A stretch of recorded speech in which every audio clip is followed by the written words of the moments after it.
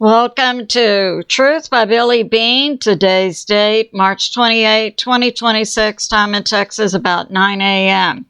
Some of the things we'll cover today, an update on the possible bomb threat at Chevron Phillips in Orange, Texas. More information on the bomb at McDill military base in Tampa, Florida. And has Israel gone rogue? And President Trump continues peace talks. So let's get started. I just tried to get updates on the bomb threat I reported yesterday at the Chevron Phillips plant located in Orange, Texas. And what comes up is it's a developing story, and the last thing posted was yesterday. So we don't know what the current status is of the Golden Triangle Polymers plant and the Chevron Phillips plant located in Orange, Texas. We do know yesterday they were evacuated. We had a lockdown at a local high school. So we know that happened yesterday. But apparently there's been a lockdown on more information. So that's going on. We do have more details about the bomb that was found at McDill military base located in Tampa, Florida a few days ago. Home to CENTCOM, that's currently calling the shots in the Mideast conflict. We do know that the DOJ issued arrest warrants for 2 people, a brother and sister, and now we're learning a third person. And that the brother actually built the bomb, the sister and a third person assisted in putting the bomb in the visitor center at MacDill Air Force Base. And that the bomb was actually positioned, it looks like March 16, and that 20-year-old Alan Zhang, Chinese national, has been charged with building the bomb. He is back in China, so the U.S. is seeking extradition. And we do know that a few days ago, the bomb was actually planted at the visitor center at McDill. A 911 call was made, putting forth a bomb threat. And that then subsequently, the U.S. military located the bomb in the visitors area. And it was strong enough to have caused casualties. And the brother and sister, right after they planted the bomb, then sold their black Mercedes that was used to transport the bomb. That's been located by law enforcement. There are traces of explosives in the Mercedes. They both booked flights back to China. Apparently, the brother was able to get back to China. Police have also searched their home and found more explosives plus other evidence indicating that the bomb was built at their home. The DOJ issued the arrest warrants. The sister is Anne Mary Zhang, 27. She was arrested in Detroit. And we have a third person involved, last name Elder, appears to be an American citizen, who made the 911 call and is being charged with conspiracy. So 3 arrest warrants have been issued. So that's going on. We had a separate incident in the last few days of individuals, Sammy Zhang of Hong Kong, plus 2 Americans, Matthew Kelly of New York and Tommy English of Georgia, putting together for several years shell companies to smuggle NVIDIA chips back to China. So that's going on. Arrest warrants have been issued for them. And we have this, so we have this coming out from U.S. Intel. Can confirm that the U.S. military going to the Middle East now. We know we have the 82nd, we have the Marines, we have Rangers, Delta, SEALs, plus going to the Middle East. They're all being trained now on how to properly use their personal protective equipment, especially the helmet device. You have to tightly fit it around your mouth. That's why facial hair generally is not allowed in the military. But there are heightened threats that the U.S. military in the Middle East will face possible nuclear, biological, or chemical events. So that's going on. They are being given further instruction today.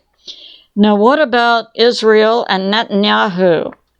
David Nino Rodriguez brings this out, and we've heard, and I've put out, we have multiple sources that Bibi Netanyahu was injured in some type of event in Berlin, Germany, 7 to 10 days ago, and has either been killed or is in a coma.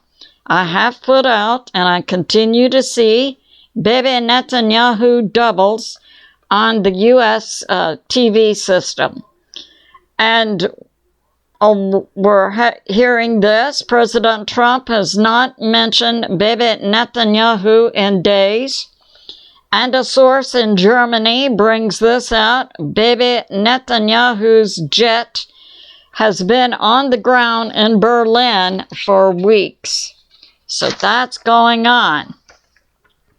We have this from Canadian Prepper, that in Iran, several nuclear power plants have been hit.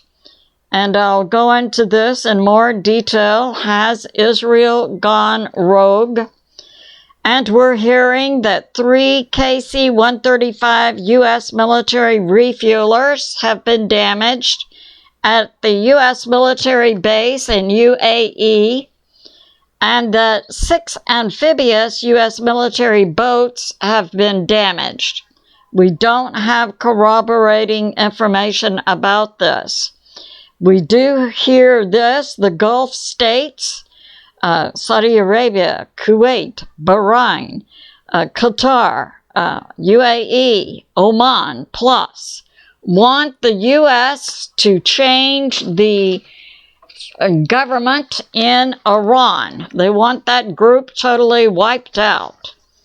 And we're hearing this, Israel, Russia is now limiting exports of its natural gas and oil.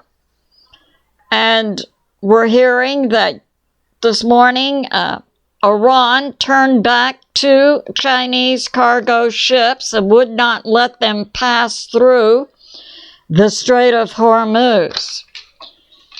And we have this.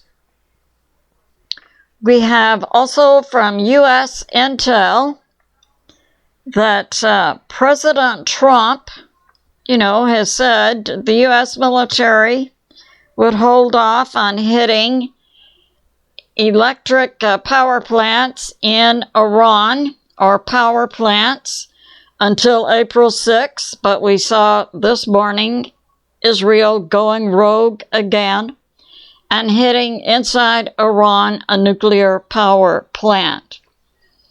As we've seen Israel go rogue in the past and hitting the Panseers natural gas plant inside Iran, and also an oil facility near Tehran. It's widely believed by multiple sources that Israel made these hits independent and unknown to the U.S. And what can we say? It's reasonable now to question who is in charge in Israel. with it widely believed that Bibi Netanyahu is not calling the shots. As we see a similar situation inside Iran with multiple levels of their government infrastructure being taken out, we also don't know exactly who is calling the shots in Iran. So we do have that going on. And we have now Iran, because Israel hit a nuclear power plant in Iran, Iran is now going to retaliate to hit steel plants. Israel also hit steel plants inside Iran. So Iran is going to retaliate against its Gulf states neighbors, including Saudi Arabia, Bahrain, UAE. And we have this. So March 28th, this morning, Israel has also taken out other Iranian leaders, including the Minister of Defense, the Minister of Industry, and additional Iranian leaders. And also made hits on Hosier University inside Iran and ground force facilities and fuel logistics and other strikes. So that's going on. And we have this. We have from U.S. Intel, Israel hit several steel plants inside Iran. Now, it's my perspective that Israel is engaging in rogue hits on Iran, independent of the U.S. So I mentioned that Israel had hit, in the last 7 to 10 days, the Panseers natural gas plant inside Iran. They hit an oil facility near Tehran. And we're seeing them hit nuclear power plants inside Iran today, as well as steel plants. Now, all of these hits being made by Israel are not necessarily military targets, but rather industries and companies and power infrastructure in Iran that could benefit the Iranian people once the U.S. is successful in bringing in a different government, getting rid of the risk of Iran using nukes. And I believe Iran already has nukes. And we know that Israel also has nukes. It's believed that Iran also has biological and chemical warfare supplies, as does Israel. But we see what appears to be two different agendas by the U.S. and by Israel. The U.S. wants to have regime change, get rid of the threat of Iran using nukes or missiles or drones, while Israel wants to have regime change in Iran, but Israel also wants to destroy any economic benefit by multiple sources to Iran. Two different agendas, and as I brought out, it appears that Bibi Netanyahu is not in charge in Israel. So if Israel's going rogue, who is calling those shots? And we have Iran today threatening its Gulf states neighbors, including Saudi Arabia, UAE, Qatar, Bahrain, and Kuwait. So that's going on. And we have this from New York proper. Yeah, so yesterday we saw oil going up, stock market going down by about 800 points. Oil up to 100 plus per barrel. And over the U.S. yesterday, we had 3 nuclear control and command planes up, one over Montana, one with its transponder off, One taking off from Tinker military base. So that's going on. And we had yesterday also the bomb threat in Texas at the Chevron Phillips plant in Orange, Texas, which continues to be a developing story. We have Israel escalating hits on Iran, or Israel stating it will escalate its hits on Iran in the coming week. We know that President Trump has said the U.S. is not going to hit power plants inside Iran until April 6th. So we'll see what Israel does in the coming week regarding its threat of escalated hits on Iran. And President Trump continues to think about using ground troops in Iran. The White House believes it's unlikely that Iran will agree to peace talks we believe are currently going on in Pakistan. And we're hearing the possibility that the U.S. military will use the Marines and other forces to take Karg Island, and that the U.S. will use the Marines to gain control of the Strait of Hormuz.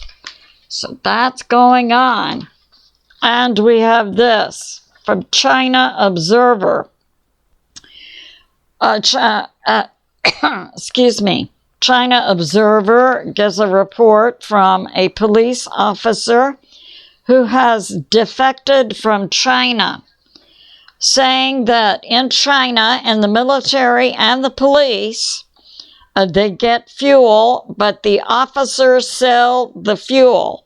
So often there's not enough fuel, and the officers also sell food intended for the Chinese military and the police officers. So that often the Chinese military and the Chinese police don't have enough food to feed their officers, nor do they have fuel to engage in drills or even to prosecute their normal duties. And we have this, yes, that in China, the officers sell the fuel intended for the Chinese military and police, thus taking down the ability of both the Chinese military and police. So I say it's good to be in prayer for America, President Trump, the U.S. military, and world peace. I love you, and I'll see you soon.